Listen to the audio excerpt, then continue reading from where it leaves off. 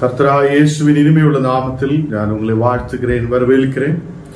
நாள்களில் தேவனுடைய வார்த்தைகளுமாய் உங்களோடு கூட ஆயிருக்கேன். தேவன் கிருபை செய்திருக்கிறார். அவர் உண்மையான தேவன், நம்மை ஆசீர்வதிக்கிறவருமாய் அவர் நம்மோடு கூட இருக்கிறார். நல்ல தகப்பனாய் எப்போதும் நம்மோடு கூட இருந்து நம்மை வழி நடத்துதவராய் அவர் நம்மோடு கூட இருக்கிறார். நாம் ஜெபிக்கலாம். ஆண்டவரே, ராத்திரி வேளையிலப்பா உம்முடைய பிரசனத்தால் நீர் எங்களை நிரப்புவதற்காக ஸ்தோத்திரம். தெய்வீக கிருபையால் தெய்வீக அன்பினால் நீர் எங்களை வழி நடத்துவதற்காக ஸ்தோத்திரம். ஆண்டவரே, இந்த நாளுகளிலப்பா உம்முடைய பிரசன்னம் எங்கள் மேல் ஊற்றப்படுவதற்காக ஸ்தோத்திரம். ஆண்டவரே, நாங்கள் கூகுள் மீட்டாய் ஒன்று சேர்ந்து உம்மை துதிக்க, ஆராதிக்க, ஜெபிக்க, உம்முடைய வார்த்தைகளை தியானிக்க நீர் எங்களுக்கு கிருபை செய்ததுக்காக ஸ்தோத்திரம். ஆண்டவரே, எங்களை நீர் பலப்படுத்தி ஆசீர்வதி, உம்முடைய தேவ பிரசன்னத்தால் எங்களை நிரப்பும். ஆண்டவரே, பலமில்லாது இருக்கிற சூழ்நிலைகளில் நீர் எங்களுக்கு பலனாய் இறங்கி வருத தேவ. ஆண்டவரே, வழி துறக்காமல் இருக்கும் போது வழிகளை துறந்து கொடுக்கிறவராய், எங்களை வழி நடத்துதவராய், கரம் பிடிச்சு நடத்துதவராய் நீர் எங்களோடு கூட இருக்கிறதற்காக ஸ்தோத்திரம். இந்த நேரத்தில் அபிஷேகத்தின் வல்லமையால் உம்முடைய பிரசன்னத்தால் எங்களை ஆசீர்வதித்து பலப்படுத்து. வர வேண்டும் மக்களை எத்தனை வேகத்தில் வரது இருக்கிற பஸ்ஸை நாங்கள் உம்முடைய வாசனங்களை தியானிக்கும் போது, உம்முடைய வார்த்தைகளை கேட்கும் போது தெய்வீக சாநித்தியம், தெய்வீக பிரசன்னம் எங்களோடு கூட இருக்கட்டும். எல்லா பலவீனங்கள் மாற்றும் இயேசுவின் நாமத்தில் தனபிதாவே, ஆமேன், ஆமேன். கர்த்தர் நம்மோடு கூட இருந்து நம்மை ஆசீர்வதிக்கிறவராய், எப்போதும் பலப்படுத்துதவராய் அவர் நம்மோடு கூட இருக்கிறார். நாம் வசனத்துக்கு நேராய் கடந்து செல்லலாம். மத்தேயு 6ஆம் அதிகாரம் அதிலே 5ஆம் வசனம். அன்றையும் நீ ஜெபம் பண்ணும் போது மாயக்காரரை போல இருக்க வேண்டாம். இங்கே வசனம் சொல்லுகிறார், நீங்க ஜெபம் பண்ணும் போது மாயக்காரர்களை போல நீங்க இருக்க வேண்டாம் என்று சொல்லப்படுகிறார். அப்போ இங்கே இயேசு எப்படி நாம் ஜெபிக்க வேண்டும் என்றும், எப்படியெல்லாம் தேவனுக்கு முன்பாக வரும்போது நாம் ஜெபத்தோடு ஆயிருக்க வேண்டும் என்றும் இங்கே எடுத்து சொல்லப்படுகிறார். கர்த்தர் பிள்ளைகளே, சில பேர் ஜெபம் என்று சொல்லும் போது இந்த உலகத்தாரி மாதிரி ஜெபத்தில் கடந்து வருகிறார். அப்போ அநேகர் இந்த நாடுகளில் மாயக்காரர்களை போல ஜெபிக்கிறதை நாம் பார்க்கிறோம். அப்போ இங்கே கர்த்தருடைய வார்த்தை சொல்லுகிறார், மனுஷர் காணும்படியாக அவர்கள் ஜெப ஆலயங்களிலும் வீதிகளின் சந்துகளிலும் நின்று ஜெபம் பண்ண விரும்பினார்கள் என்று சொல்லப்படுகிறார். அப்போ மாயக்காரராய் நாம் இருந்து ஜெபம் பண்ணக்கூடாது என்று அங்கே தேவனுடைய வார்த்தை சொல்லுகிறார். அப்போ மனுஷர் காணும்படி நாம் ஜெபிக்க கூடாது, மனுஷர் பார்க்கிறதுக்காக ஜெபிக்க கூடாது. ஏதோ ஒரு மனிதன் எங்களை பார்க்கணும், என்னோட ஜெபம் கேட்கணும், மனிதர்கள் ஜெபம் கேட்கணும் என்று சொல்லி நாம் ஜெபம் பண்ணது, அது இங்கே கர்த்தர் இயேசு சொல்லியது, நீங்க அப்படி ஜெபிக்க கூடாது. மனிதர்கள் கேட்கணும் என்று சொல்லி ஜெபம் பண்ணக்கூடாது. அப்போ அங்கே தேவனுக்கிட்டே நாம் ஜெபம் பண்ணும்போது பேசப்படுகிறார். நாம் ஜெபிக்கும் போது எப்படி நாம் ஜெபிக்க வேண்டும் என்றும், எங்கே இருந்து ஜெபிக்க வேண்டி இருக்கும் என்றும் இங்கு இயேசு சொல்லப்படுகிறார். கர்த்தர் பிள்ளைகளே, அவர் 1ஆவதாக சொல்லப்படுகிறது, நீ ஜெபம் பண்ணும்போது மாயக்காரரை போல இருக்க வேண்டாம் என்று சொல்லுகிறார். அப்போ மாயக்காரர்களை போல நாம் இருக்க வேண்டாம் என்று அங்கே சொல்லப்படுகிறார்.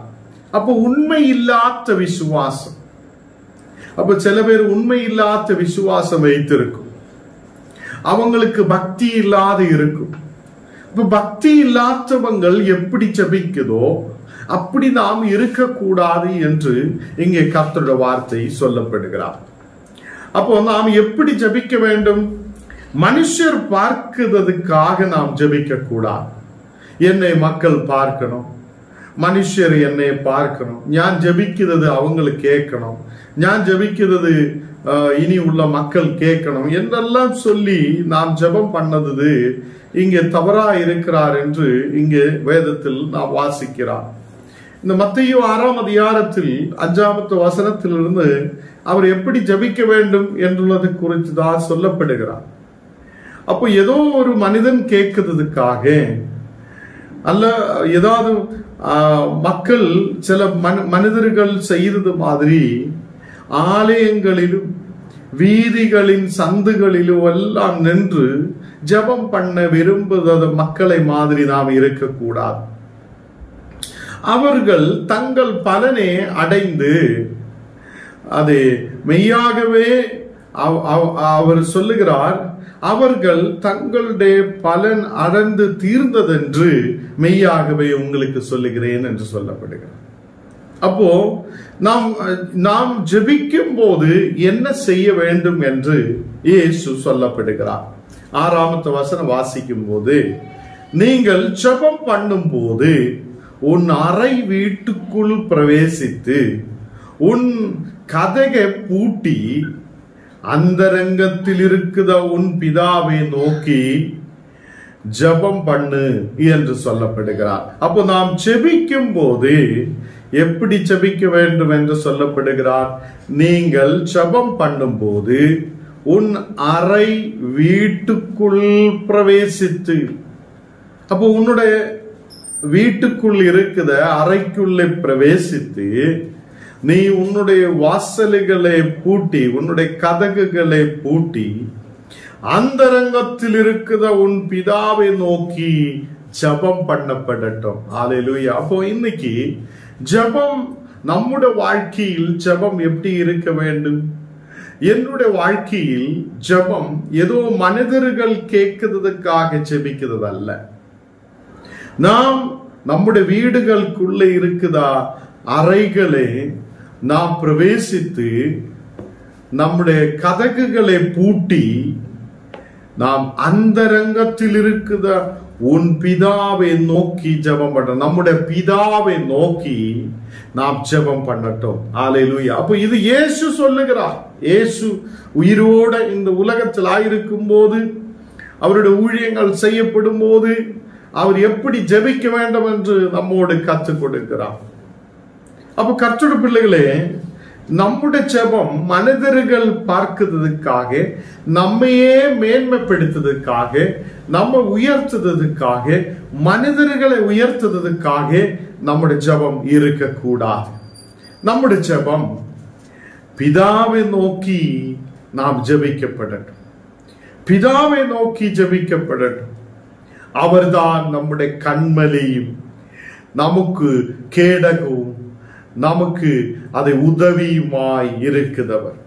அவரிடத்தில் நாம் நம்முடைய அறைகளில் பிரவேசித்து வீடுகளிலே கதகுகளை பூட்டி நாம் தேவனோடு கூட ஜெபிக்கட்டும். நாம் அப்படி ஜெபிக்கும் போது அந்தரங்கத்தில் இருக்குதா அது நம்முடைய பிதாவு, அந்தரங்கத்தில் இருக்குதா நம்முடைய பிதாவு அதை கேட்பார். உன் ஜெபங்களே அவர் கேட்பார். உலகத்திலே மக்கள் நம் ஜெபத்தை கேட்டுட்டு நமக்கு என்ன கொடுப்பார்? அவங்க ஏதாவது நமக்கு கொடுக்குமா? அவங்க நமக்கு உதவி செய்யுமா? இந்த உலகத்திலே மனிதர்கள் நமக்கு உதவி செய்ய முடியாது. இந்த உலகத்திலே மக்கள் நம்மளை தள்ளிவிடும், நம்மை தூரமாய் ஒதுக்கி வைக்கும், நமக்கு விரோதமாய் எழும்பப்படும். இந்த நேரத்தில் நமக்கு உதவியாயிருக்கிறவர் கிறிஸ்துவாயிருக்கிறார். உதவியாயிருக்கிற ஒரு பிதா உண்டு. அவர் நம்முடைய ஜெபத்தை கேட்கிறவர். இயேசு கிறிஸ்து சொல்லுகிறார், உன் பிதாவை நோக்கி நீ ஜெபிக்கட்டும். உன்னுடைய பிதாவை நோக்கி நீ ஜெபிக்கட்டும். உன்னுடைய அதே உனக்காக அதை உன்னை அன்பு செலுத்துதா, உன்னை அதை பாதுகாக்குத ஒரு தகப்பன் உண்டு. ஹல்லேலூயா. அந்த தகப்பனை நோக்கி நீ ஜெபிக்கட்டும். அதே இங்க 6வது வசனத்தில் நான் வாசிக்கும் போது, ஜெபம் பண்ணு, அப்பொழுது அந்தரங்கத்தை பார்க்கிற உன் பிதாவு வெளியரங்கமாய் உனக்கு பலனை அழிப்பார் என்று சொல்லப்படுகிறார். கர்த்தருடைய பிள்ளைகளே, இந்த வசனம் ரொம்ப மிக கவனமாய் நாம் கேட்கப்படட்டும். இங்க சொல்லப்படுகிறார், நீ ஜெபம் பண்ணும் போது உன்னுடைய அறையை அடைத்து, உன்னுடைய அறைக்குள்ள பிரவேசித்து கதகை அடைத்து நீ அதை ஜெபிக்கும் போது உனக்கு உன் பிதாவை நோக்கி நீ ஜெபிக்கும் போது அந்த பிதாவை என்ன செய்கிறார்? அந்தரங்கத்தை பார்க்குதா, உன்னுடைய இருதயத்தை பார்க்குதா, உன்னுடைய மனசை பார்க்குதா, உன்னுடைய உள்ளத்தை பார்க்குதா? ஒரு பிதா உண்டு, அவர் உனக்கு வெளியரங்கமாய் உலகத்திலே மக்கள் பார்க்குத தரத்தில், உன்னுடைய பக்கத்தில் இருக்குதா, உன்னுடைய விசுவாசிகள் பார்க்குத தரத்தில், உன்னுடைய தம்பி தங்கச்சி அண்ணன் உன்னுடைய எல்லா ரிலேஷன் மக்கள் பார்க்குத தரத்தில் வெளியரங்கமாய் அவர் உன்னை பலனை கொண்டு நிரப்பது தேவனாய் இருக்கிறார். எத்தனை பேர் நம்பிக்கை வைக்கிறார்? கர்த்தர் இந்த வசனத்தை நமக்கு கொடுக்கிறார். நாம் அதை வெளியரங்கமாய் ஆசீர்வதிக்கப்படுவார், வெளியரங்கமாய் நமக்கு அதை தேவன் பலனை கொடுப்பார் என்று சொல்லப்படுகிறார். அப்போ கர்த்தர் பிள்ளைகளே, நாம் நம்முடைய ஜெபங்கள் எப்படி இருக்க வேண்டும்?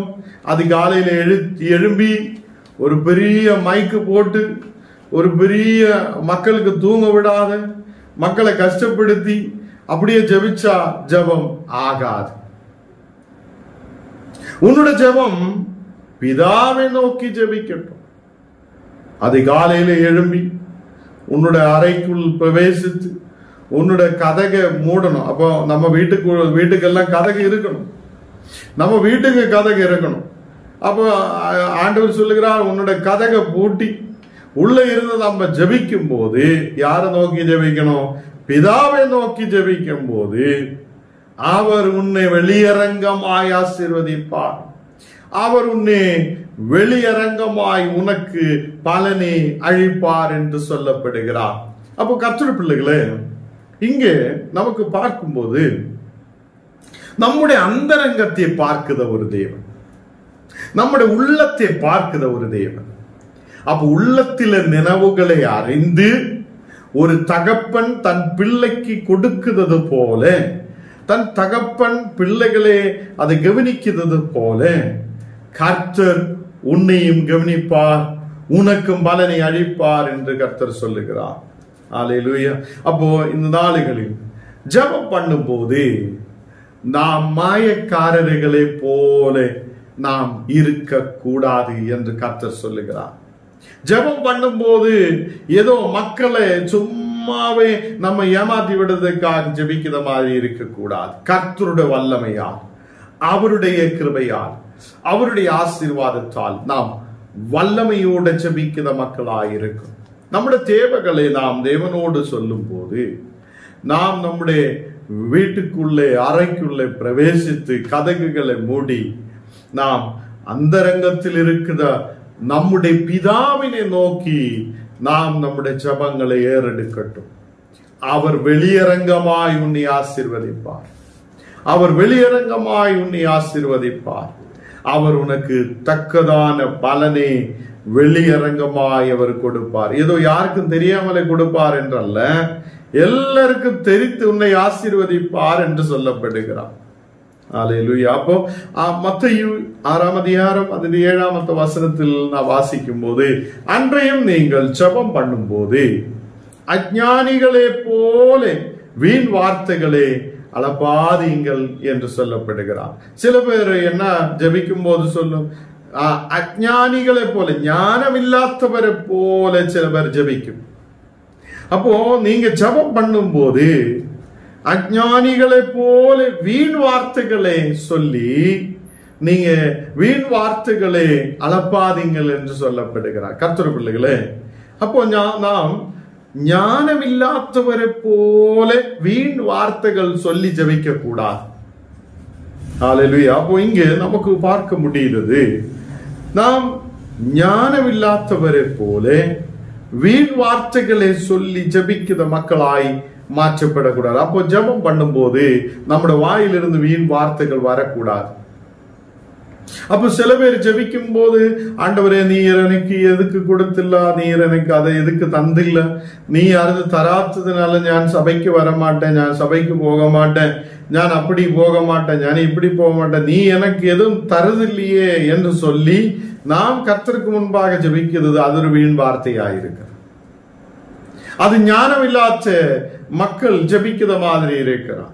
அதனால இயேசு கிறிஸ்து சொல்லுகிறார், நீங்கள் ஜெபம் பண்ணும்போது நீங்க அஞ்ஞானிகளை போல வீண் வார்த்தைகளை அலப்பாதீங்கள் என்று கர்த்தர் சொல்லுகிறார். அவர்கள் அதிக வசனிப்பினால் தங்கள் ஜெபம் கேட்கப்படும் என்று நினைக்கிறார். அதிகமாய் ஏதோ சொல்லி சொல்லி சொல்லி ஜெபிக்கலாம் என்று அவங்க நினைக்கிறார். அப்படி நீங்க ஏதோ வீண் வார்த்தைகளை சொல்லி ஜெபிக்கும் போது அதை கர்த்தர் அந்த ஜெபத்தை கேட்கும் என்று அவங்க நினைக்கிறார். அப்படி இல்லை. நீங்க எப்படி ஜெபிக்க வேண்டும்? இந்த நாளுகளில் அஞ்ஞானிகளை போல ஜெபிக்க கூடாது, ஞானத்தோடு ஜெபிக்க. நாம் ஜெபிக்கும் போது வீண் வார்த்தைகளை சொல்லி ஜெபிக்க கூடாது. வீண் வார்த்தைகளை சொல்லி ஜெபிக்க கூடாது. உன்னுடைய ஹிருதயத்தை கர்த்தருக்கு தெரியும். ஆண்டவரே, என்னை முழுமையாய் உனக்கு தெரியும், என்னுடைய உள்ளத்தை உமக்கு தெரியும். அப்போ என்ன தெரிந்த தேவன் எனக்கு தேவையானதை கொடுக்க நீர் வல்லமையுள்ள தேவன். ஒரு தாய் தகப்பனும் தன் பிள்ளைகளுக்கு என்ன நல்ல உணவுகளை கொடுக்க விரும்புதோ அதே மாதிரி கர்த்தர் நமக்கு ஆசீர்வதிக்க அவர் உண்மையுள்ள தேவனாயிருக்கிறார். அப்போ வீண் வார்த்தைகளை சொல்லி ஜெபிக்கிறதுனால நமக்கு எந்த பிரயோஜனம் இல்லை. அதிகமாய் நாம் ஜெபிக்கலாம் என்று சொல்லி சில வசனிப்புகளை சொல்லி சொல்லி சொல்லி சொல்லி ஜெபிச்சதுனால எந்த அர்த்தமும் இல்லை. இங்க என்ன சொல்லுகிறார்? அவர்கள் அதிக வசனிப்பினால் அதை தங்கள் ஜெபம் கேட்கப்படும் என்று நினைக்கிறார்கள். அப்ப அதிகமாய் ஏதோ சொல்லி, அதிகமாய் சில வார்த்தைகளை சொல்லி ஜெபிச்சா ஏதோ கிடைக்கும் என்று அவங்க நினைத்து ஜெபிக்கிறார். அப்ப வீண் வார்த்தைகளை சொல்லி ஜெபிச்சிட்டு எந்த பிரயோஜனம் இல்லை என்று இயேசு அந்த இடத்தில் சொல்லப்படுகிறார். 8வது வசனம் வாசிக்கும் போது, அவர்களை போல நீங்கள் செய்யாதிருங்கள், உங்கள் பிதாவை நோக்கி நீங்கள் வேண்டிக் கொள்ளுகிறது முன்னவே உங்களுக்கு இன்னது தேவை என்று அவர் அறிந்திருக்கிறார். ஹல்லேலூயா. எல்லாரும் ஹல்லேலூயா சொல்லட்டும். கர்த்தர் நம்மோடு கூட இருக்கிறார். கர்த்தர் பிள்ளைகளே, அப்போ நீங்க இந்த புத்தி இல்லாதவங்களை போல ஜெபிக்க கூடாது. புத்தி இல்லாதவங்களை போல ஜெபிக்க கூடாது. நாம் ஜெபிக்கும் போது நீங்கள் எப்படி ஜெபிக்கணும்? உங்கள் பிதாவை நோக்கி நீங்கள் வேண்டிக் கொள்ளுறதுக்கு முன்னவே. அப்போ நீங்க கேட்கறதுக்கு முன்னவே யாருக்கு தெரியும்? தேவனுக்கு தெரியும். ஹல்லேலூயா.